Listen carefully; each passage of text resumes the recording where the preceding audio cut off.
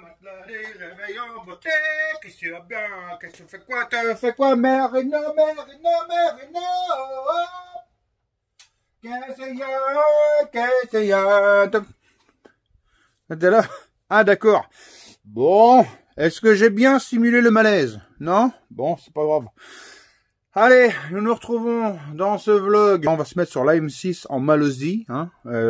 Donc, bah, je te montre ça après le jingle. Allez, jingle!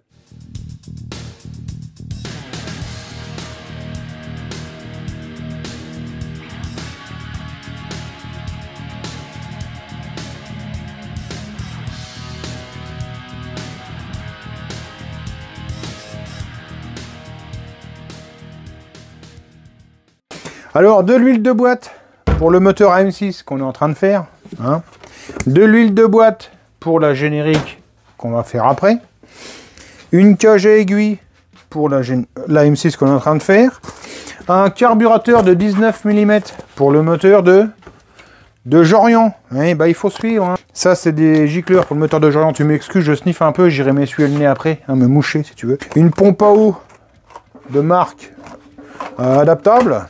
Et 2 joints de carter d'embrayage pour la M6 qu'on est en train de faire, si tu suis. Hein.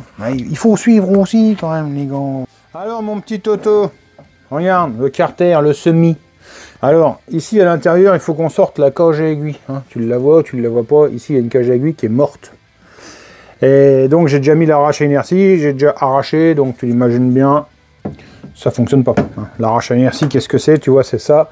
Tu vois, c'est 2 petites coquilles qui s'ouvrent à l'intérieur et tac tac tu tires et normalement ça sort. Bon, faut pas rêver, ça sort jamais.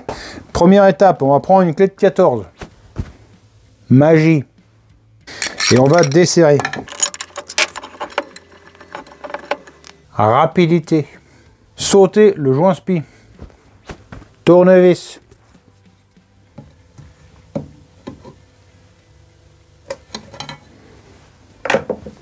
Et maintenant, on va chauffer. Alors, on va chauffer ici. Là, il va falloir chauffer très très fort. Hein. Alors après, bon bah si t'as pas d'arrache, t'as pas trop d'autre choix que de venir avec un petit tournevis et d'éclater la bague intérieure. Bon bah forcément, tu vas abîmer ton carter. Hein, mais ça, si t'as pas le matos, moi je peux pas t'en inventer.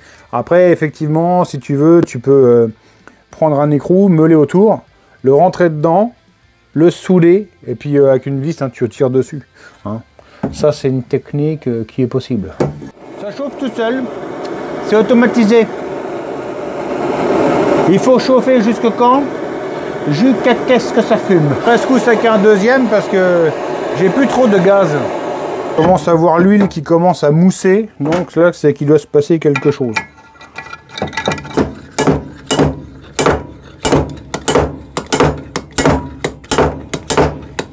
Putain.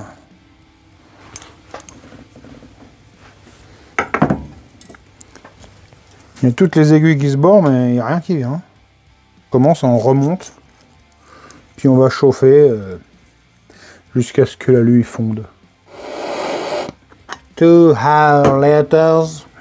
Allez, boum. Il tient pas ce machin-là, c'est une vraie merde. Waouh, c'est chaud. Pourquoi c'est chaud?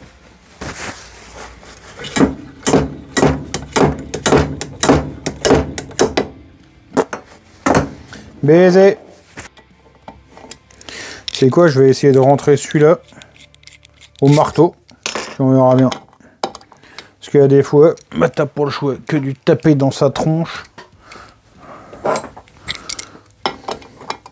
Ça, c'est un pour les 12 mm, mais bon. Arrête ça. Ça rentre. Suffit de taper, hein. Alors. On va le tourner un peu. Mais là, à mon avis, tu vois. Là, c'est un sacré vlog, hein, mais tu vois, des fois, ça te prouve que ça va pas toujours tout bien. Hein. Parce que d'habitude, on croit toujours que tout va bien dans les vlogs, mais non, non, c'est pas toujours le cas. Tu vois. Alors, attends, parce que ça, je voudrais le tourner un peu, moi. Si j'ai le droit, je voudrais que ce soit comme ça. Ah, là, on va peut-être l'avoir, là, mon pote. Ah, le problème, c'est que comme ça écarte, bah, ça écarte aussi la cage, forcément, contre... contre le carter, quoi, tu comprends. Mais bon, là, franchement, là, il y a un bon grip, quoi. S'il doit sortir, il va sortir. Hein. Elle est montée un petit peu. Toto. Je dis, elle vient.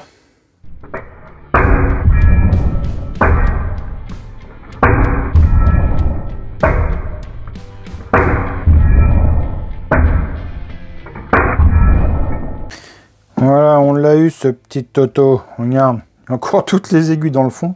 Après, on a de la chance, la portée n'est pas trop abîmée. Ah, les actus, tu connais? Il y en a une, Derby. Ah bah ça y est, ça ferme. Bah moi je pense même que si ça se passe correctement, ils vont se faire racheter par AM6. Bon allez, il y a un bon laps de temps là qui s'est passé hein, entre les deux plans. Là tu vois, j'ai nettoyé le carter. Bon, il n'est pas parfait, hein. Je te précise même qu'il y a un trou ici. Donc qui ne gêne rien en fonctionnement du moteur, mais je te le précise. Donc voilà, le carter moteur est nettoyé. Ici, j'ai remis la bague neuve à l'intérieur. Donc forcément, j'ai nettoyé l'autre carter. Là, je vais essayer de te mettre la caméra au-dessus et on part pour le refermer tout simplement. Allez, maintenant, c'est l'étape de chauffe du carter moteur, hein, classique, tout simplement pour que le vilebrequin rentre à l'intérieur de celui-ci sans aucun effort.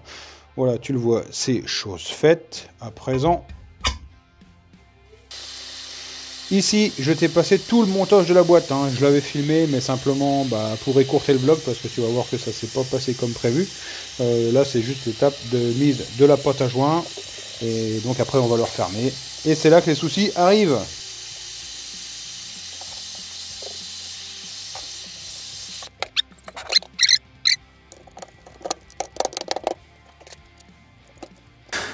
Allez, donc là, mon carter est fermé, donc j'ai bien tapé sur les vis du carter, hein, et pourtant, le vilebrequin ne tourne pas. Hein, tout simplement, pourquoi?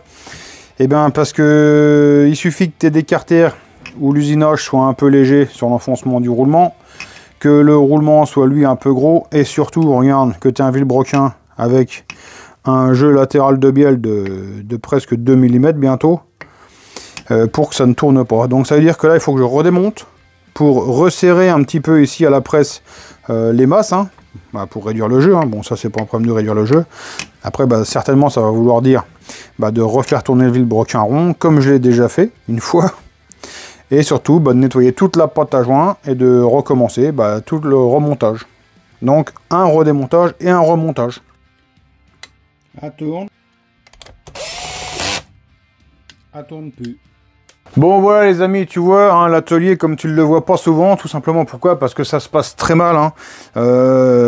Tout simplement le vilebrequin là c'est mort. J'ai essayé de le resserrer, donc j'arrive, tu sais, des ongles de thon, tu peux pas le bouger vraiment comme tu veux, tu vois, il claque un coup d'un côté, il claque un coup de l'autre côté. Bon, ça fait pas beaucoup, bon, à la limite ça passerait, simplement pour le faire tourner rond, laisse tomber, ça fait... J'avais déjà passé 1 heure avant, hein, je t'avais pas montré, pour le faire tourner à peu près rond sur le premier montage. Et là, il tourne comme tout à l'heure. Mais franchement, monter un truc qui tourne avec presque... il y a 8 centièmes, plus de 8 centièmes même, 9 centièmes de faux rond. Enfin, pour moi, c'est pas entendable. Le souci, c'est que déjà... Bon, les masses, il y a déjà 3 dixièmes d'écart entre les deux masses en diamètre. Bon, ça, c'est pas très très grave. Mais simplement, un truc qui est un peu plus gênant, c'est que ici, si tu le mesures là, tu vois, je viens me mettre comme ça. Je me mets au 0. Attends, parce que ça va pas être facile comme ça à une main. Voilà. Tu viens te remettre dans ce sens-là. Regarde. Il y a 6 centièmes. Alors au début, j'y croyais pas. Je dis, c'est moi qui déconne. Et je l'ai fait au palmaire, tu vois. Je l'ai vraiment fait au palmaire. J'ai pris mon temps et tout. Effectivement, il y a 6 centièmes d'écart sur la masse. Hein. La masse déjà tourne comme une patate. Parce que c'est ici que c'est déformé. Hein. Moi, je le vois au comparateur. Ici, je tourne à peu près rond. Et tout d'un coup, poc! Tu vois? Poc! Et poc! Et donc, c'est catastrophique. Alors, pour essayer de faire quelque chose avec ça, c'est pas simple. Alors, j'ai essayé de me mettre sur les soies. Tu vois, après, je l'ai pris en entrepointe et je suis venu me mettre sur les soies pour le faire tourner rond en soie. Mais après, tu vois, les masses, elles tournent comme ça. C'est un enfer. Donc, moi, je vais décréter que le vilebrequin... soit je décrète que le vilebrequin il est mort, et auquel cas bah, on le change. Soit je le monte comme ça, mais moi après je ne garantis en rien les vibrations du moteur qui seront dues en fait à la masse de vilebrequin qui tourne un peu en forme de patatoïde. Le vlog il s'arrête comme ça, je suis désolé, mais tu vois là il est 7h30. Je peux pas faire mieux, j'ai passé la journée là-dessus complète. J'ai même commencé hier d'ailleurs pour tout te dire. Hier j'avais la partie que tu as vue où on avait tiré le truc, c'était donc la partie d'hier. Enfin là j'en ai ras le bol, donc là ça reste comme ça, je me lave les mains, je me casse, je monte le vlog, je lui rends compte que le vilebrequin est naze et on voit ce qu'il dit. Ça sera lui qui va juger de ce qu'il fait pour son moteur. Donc tu le vois, ça se passe pas toujours bien. Mais bon, je te balance le vlog vu que j'avais fait des images, donc je te le balance, tu verras bien, tu me diras ce que t'en penses. Moi je t'avoue que ça ne m'amuse pas de poster des machins comme ça. Déjà parce que l'humeur n'est pas bonne, alors quand l'humeur n'est pas bonne, pour moi le vlog n'est pas bon. Avoir suivi, passez une bonne soirée, on se retrouve bientôt pour une prochaine vidéo. Ciao, bye. Au moment où tu vas regarder ces images, sache que le vilebrequin roulement 9 sont commandés, ça arrive très bientôt.